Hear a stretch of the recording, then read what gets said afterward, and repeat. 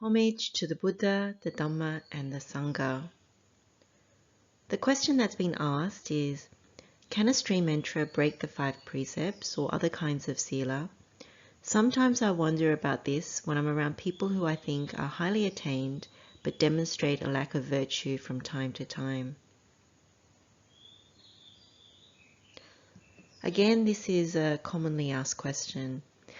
What's interesting is that many of these questions that we ask of ourselves or others is that we're often measuring other people. And of course we're measuring ourselves, but in relation to measuring other people, just a kind reminder that the Buddha has said that in the Migasala Sutta, it's important that we don't take measure, judge other people, because it's harmful and we can get it wrong. And when you think about Venerable Sariputta teaching a monk that was already fully attained, again you see that an arahant can't tell if someone else is an arahant. So from our perspective, we don't want to besmirch or disrespect an arahant, let alone anyone who has developments or attainments. And we definitely don't want to disregard Buddha's encouragement around not measuring others. But it's still a question that I will answer because there are various parts to the Sutta Pitaka that kind of address it, and we need to be careful in looking at these not to get the wrong end of the stick, not to misapprehend where the Buddha is coming from, or even to open the door to breaking precepts and things of that nature. So let's take a look at some of the suttas to see what can help us to answer this question. Now, of course, one assumes that, quite rightly, I guess, we all assume that when someone has entered the stream, whether it's a sotapanna, a stream enterer, a sakadagami, a once returner, a anagami, a non-returner, and then an arahant wouldn't break precepts, whether they're 5 precepts or any other kinds of precepts, whether it's around speech, physical conduct, or even at the mind level. But we will find out that it is possible for the Arya Pugala to actually make minor transgressions. So we'll take a look at the suttas now. We can look at the Dutiyasikkhā Sutta, which is in the Anguttara Nikāya, chapter 3, discourse number 87. And this is the Buddha's teaching on the process of training. In particular, the Buddha's talking about training in higher virtue, adisīla, higher concentration of mind, adicitta, and higher wisdom, adipanya. Now, we have looked at this because this training is really essentially sīla, samadhi, panya. And when you activate the Noble Eightfold Path, then this is when you start to train in these higher levels. And as an example, the Kariññeyya Metta, when you follow the Kariññeyya Metta correctly in accordance with that sutta, you're actually activating the Noble Eightfold Path and, of course, higher virtue, higher mind, and higher wisdom. So we've looked at this before. So when you read this sutta, although it talks about addressing the monks, just know that if you're following the supramundane Noble Eightfold Path, then this is equally applicable to lay people as well. So this sutta says, a bhikkhu fulfills virtuous behavior but cultivates concentration and wisdom only to a moderate extent. He falls into offences in regard to lesser and minor training rules and rehabilitates himself. For what reason? Because I have not said that he is incapable of this. But in regard to those training rules that are fundamental to the spiritual life, in conformity with the spiritual life, his behavior is constant and steadfast. Having undertaken the training rules, he trains in them. So clearly this sutta actually indicates that even though you're doing this training, that one can actually break minor rules. But the distinction is that you rehabilitate yourself. That firstly you have to admit that you've broken something. You either contemplate, investigate from that point and rehabilitate by either generating wholesome but definitely abandoning what has been unwholesome. And so that's quite clear. Now, in this sutta, if you read further, the Buddha goes on to actually describe the Sotapanna, which is the stream enterer, also the non-returner, the Anagami, and also the Sakatagami, the once returner, and then also the Arahant, the person that is practicing towards full liberation. And so when you see that the Arya Pugala, the four kinds of path and fruit, the four kinds of pairs are essentially encapsulated in this sutta, then you see that although they don't break the fundamental rules and the ones that promote the spiritual life, they have the ability to actually break minor training rules. And I think the distinction is that they take means to rehabilitate that break in sīla.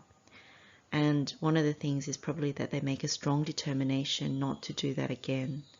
And this is, they further probably put boundaries or restraints on their conduct once they've actually broken it.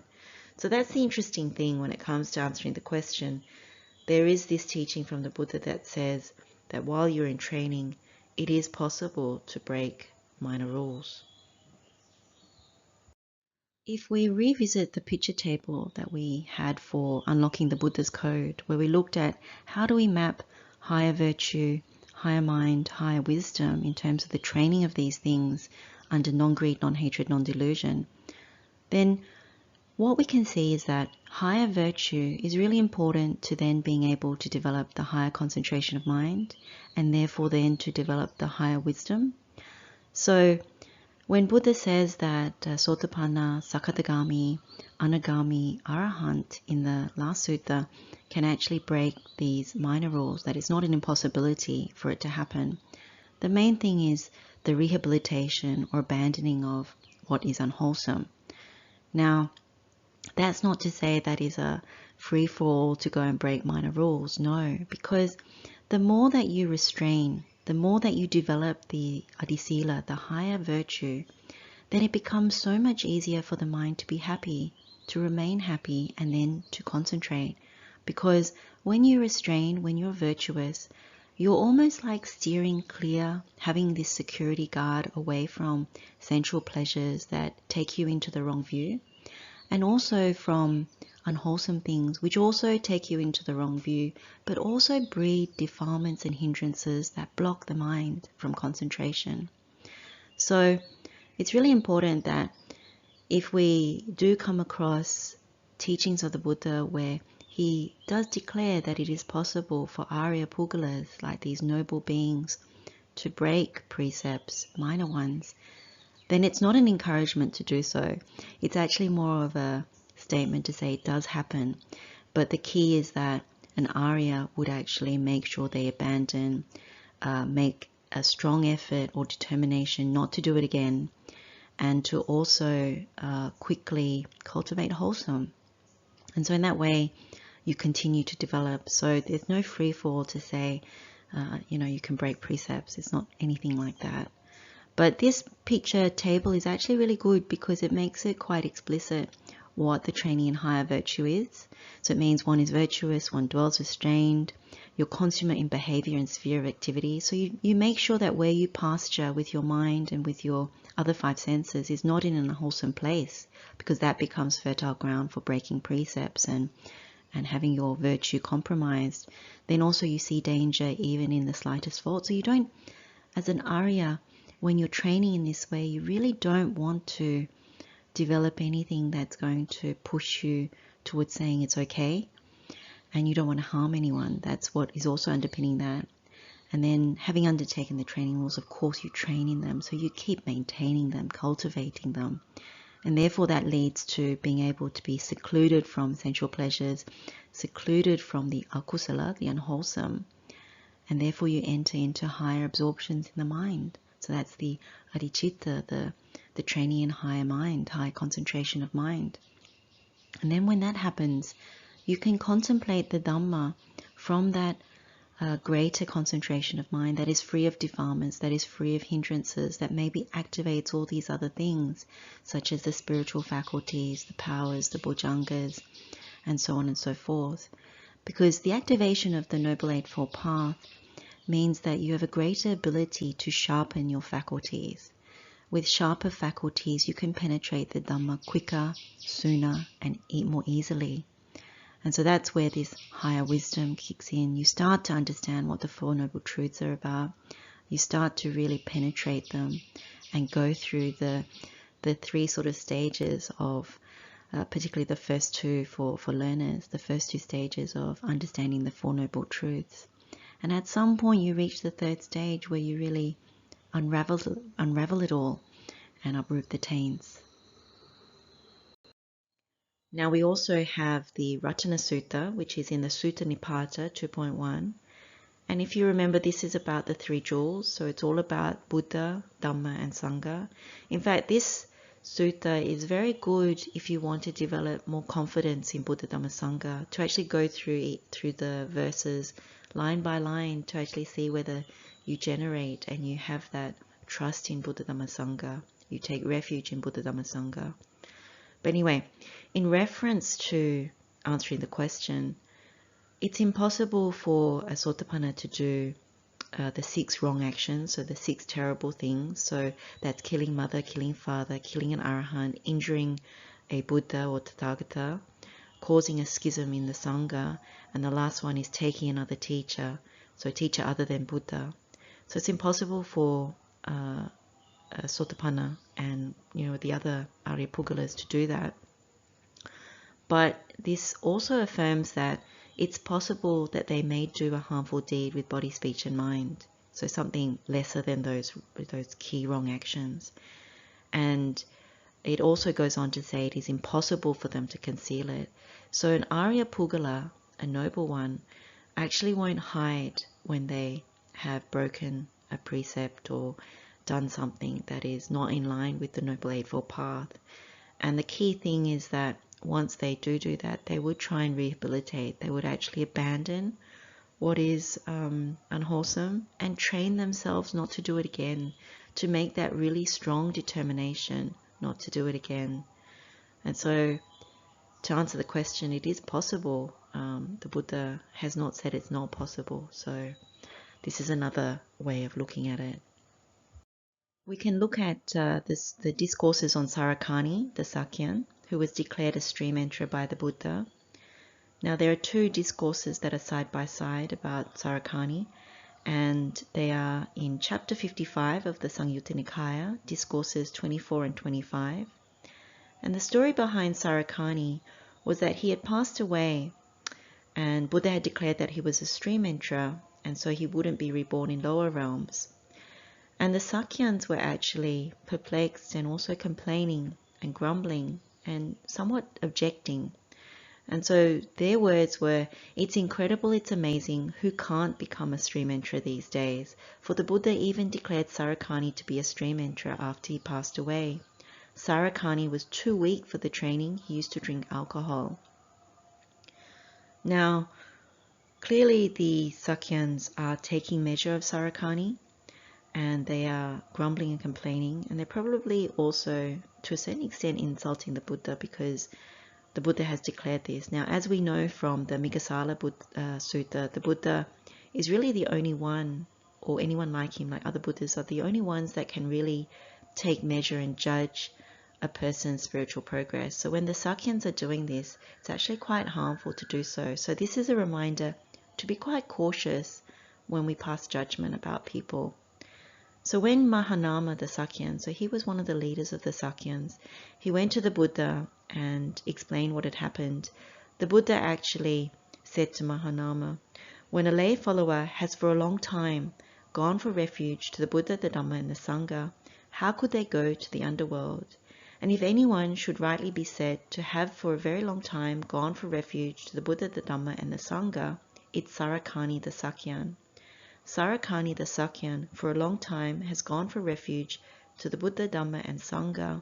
How could he go to the underworld?" So clearly the Buddha is making a strong emphasis here that Sarakani has entered the stream. And in this sutta he goes on to even say, this is in discourse number 24, he goes on to say that if a person has heard the teaching well explained, then even a tree, if they could understand that teaching, they would be stream enterers. So Buddha makes quite a startling statement there. And in this particular sutta, Buddha explains all the different qualities that a person has that enables them to enter the stream, as well as different kinds of discipline and training. Now, in Discourse 25, he also elaborates to say that he talks about fertile ground and seed. So the fertile ground is when the teaching has been well explained and in the correct way. And the seed is when you take refuge in Buddha Dhamma Sangha and you practice. So in that respect, he also makes reference to Sarakani. So although he breaks the 5th precept and he drinks alcohol, it's clear that he has taken refuge in Buddha Dhamma Sangha. He has perfect confidence for a very, very long time. And we don't know how long that is, but the Buddha keeps emphasizing that it is a very long time. And he also clearly makes this distinction that clearly Sarakani does understand something that has been explained by the Buddha. And so it's very important not to disparage him. Now, one other thing to bring up is not to misapprehend that one can just drink alcohol and everything will be okay, that you assume that you have refuge in Buddha Dhamma Sangha and it makes it okay to drink. The vipaka kamma, so the fruit of drinking, is actually not good. When you read the suttas, I think it's in the Dutiyasikkhā Sutta, the Buddha actually says that the result of it is that you will have madness in the future. So it makes sense, because when you drink alcohol, you become intoxicated, you don't have all your mental faculties in check. And so when you think about the fruit of drinking, the result in future lifetimes is that you won't have your mental faculties in check. There will be madness.